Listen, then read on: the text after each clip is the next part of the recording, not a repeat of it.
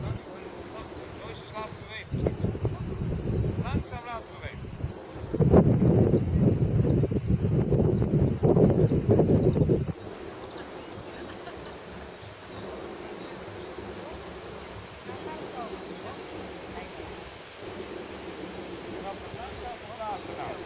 Nou komt hij al wat verder weg.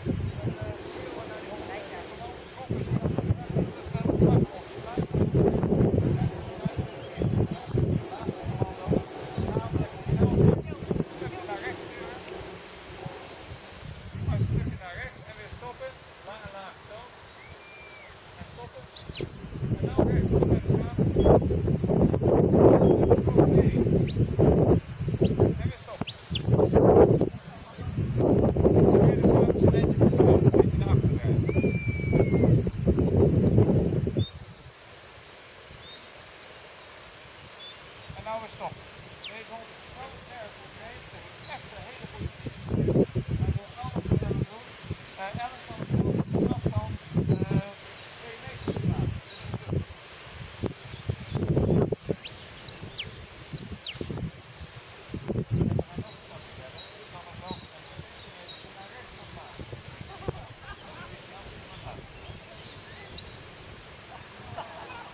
En nou snel achter elkaar.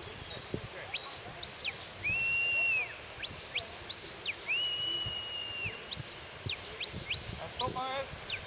En dan gaan we weer terugroepen en even een zijspan eruit halen. Als hij de hoogte van die pion is, roep hem terug. Kom maar terug.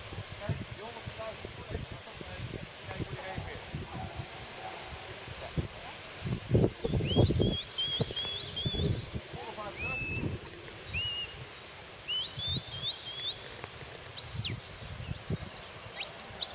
En weer stop. Roep hem maar terug.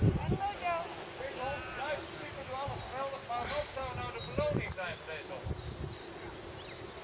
Ja, nou, je denkt wel de goede kant op. Je denkt de goede kant op. Ja, wel een levende, hè? Bijna goed. Wat is de beloning voor deze hond? Precies. De beloning is zijn werk, hè?